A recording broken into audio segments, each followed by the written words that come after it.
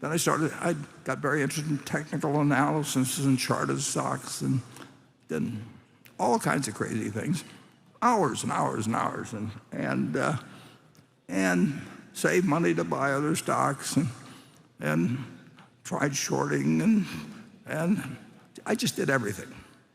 And then when I was either 19 or 20, and I can't remember exactly where I did it or something, I picked up a book someplace. It wasn't a textbook at school, but it was in Lincoln, Nebraska. And I looked at this book and I saw one paragraph, and it told me I'd been doing everything wrong. I just had the whole approach wrong. I thought I was in the business of trying to pick stocks that would go up, and in one paragraph, I saw that was totally foolish, and I left. I brought something that it's really interesting. Let's put up. What do we call this chart? I don't think we. Oh, here we are. Yeah. Let's put up illusion 1. Done. Yeah, there we have it. Now if you look at that, some people will see two faces. Some people will see a base. And some people will look a long time and only see two faces. But the mind flips from one side to another. And there's some name for it that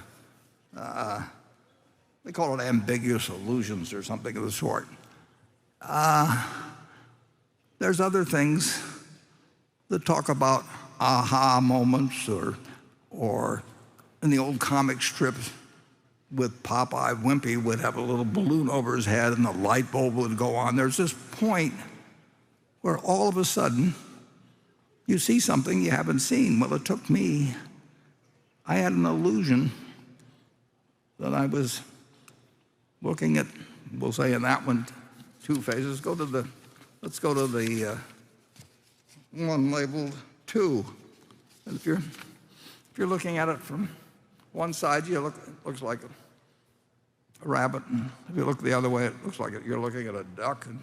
And the mind is a very funny place, and I think people call it an apperceptive mass when you have all kinds of things going on in your mind, and they go on for years, and they sit there and get lost, and then all of a sudden you see something different than what you were seeing before. Now, it took me in stocks, which I was intensely interested in. I had a decent IQ, and I was reading and thinking, and it was important to me to make some money on it. I had every motivation in the world. And then I read a paragraph, actually, in chapter 8, I think it was, of The Intelligent Investor. And it told me that I wasn't looking at the duck, I was looking, now it was the rabbit, whatever it may be. And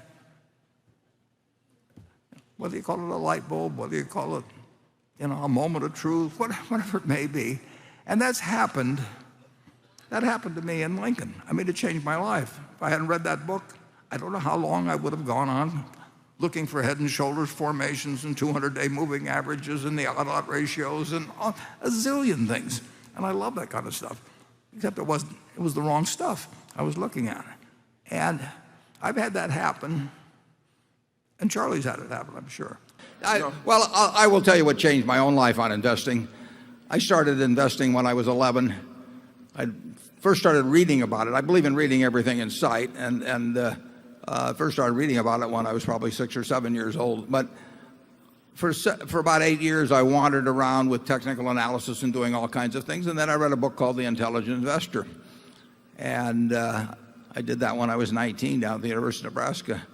And I would say that if you absorb the lessons of The Intelligent Investor, mainly, and I wrote a foreword and I recommended particularly chapters 8 and 20, that you will not behave like a lemming, and you may do very well compared to the lemmings.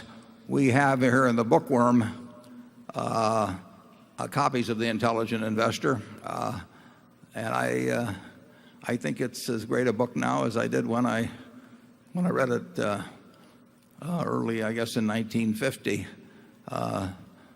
You can't get a bad result if you follow the lessons of Ben Graham taught in that book. And I would say this in terms of the predictions, and I know the spirit in which you asked the question, but there's a market out there all the time, and people love to hear predictions. I mean, if I said I was going to offer a bunch of predictions today, I mean, we would have 1 million people here. I mean, they're dying to have predictions, and speeches at Rotary clubs or trade associations or whatever.